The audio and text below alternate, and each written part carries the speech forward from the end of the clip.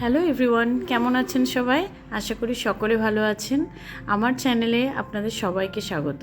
তো আজকে বানাচ্ছি ইনস্ট্যান্ট রাভা বা সুজির ধোসা। তো ফার্স্টে আমি একটা মিক্সিং বোল নিয়ে নিয়েছি, তার মধ্যে নিয়ে নিয়েছি 1 কাপ সুজি, 1 কাপ টক দই আর 2 টেবিল চামচ মতো চিড়ে ভেজানো ছিল, সেটা দিয়ে আমি ভালো করে ব্লেন্ড করে নিলাম। তারপরে আবার একটু লবণ দিয়ে ব্লেন্ড করে নেব। আবার আরেকটি মিক্সির জারে আমি চাটনির জন্য 1 কাপ বাদাম দিলাম, 1/2 কাপ চানা দিলাম ভাজা ছোলা, তারপরে দিলাম 4-5 কোয়া রসুন, একটা লঙ্কা, আমি ঝাল যেহেতু কম খাই। ফার্স্টে শুকনোভাবে আমি ব্লেন্ড করব, তারপরে শুকনো অবস্থায় কিন্তু ব্লেন্ড করলে ভালো মিক্সড হয়। তো এবার আমি জল দিয়ে দিলাম, এবার জল দিয়ে আমি মিক্সিটা ঘুরিয়ে নেব। দেখুন আমার ব্যাটারটা একদম সুন্দরভাবে চাটনিটা হয়ে গেছে, বাদামের চাটনিটা। তো এর মধ্যে আমি আরেকটু সামান্য লবণ দিলাম, একটু মিষ্টি দিলাম, দিয়ে আবার একটু ঘুরিয়ে নেব। আমার চাটনি কিন্তু একদম রেডি। এবার তড়কা দেব। তো তড়কার জন্য আমার যেহেতু তড়কা প্যান নেই, তো আমার একটা হাতা ছিল, ওই হাতার মধ্যে সামান্য সর্ষে, কারি পাতা, 2 শুকনো লঙ্কা আর লঙ্কার গুঁড়ো সামান্য দিয়ে আমার রেডি হয়ে গেছে তড়কা। তো আমি তড়কা দিয়ে দিলাম। তো চাটনিটা এখন মনে হচ্ছে একটু পাতলা, আমি ঢেকে রেখে দেবো, যখন খাবো দেখবো ওটা গাঢ় হয়ে গেছে।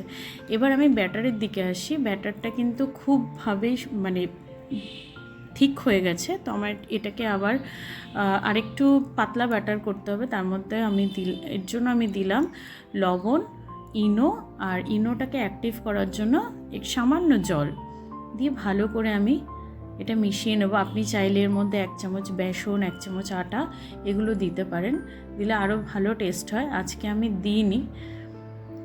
তো চলুন এবার ধোসাগুলো রেডি করি।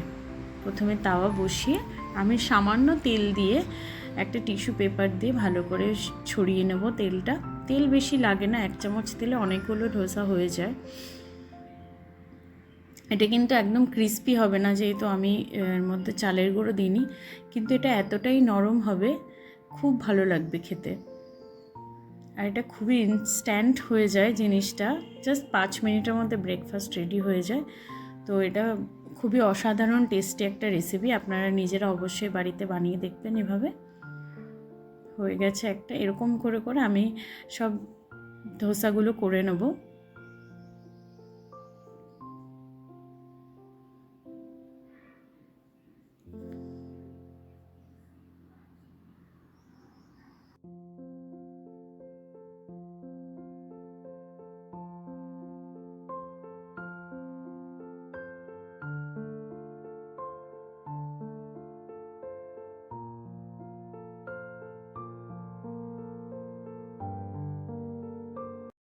আমার মোটামুটি 8-10টা ধোসা হয়েছে, আর এই যে চাটনির সাথে আমি সার্ভ করেছি।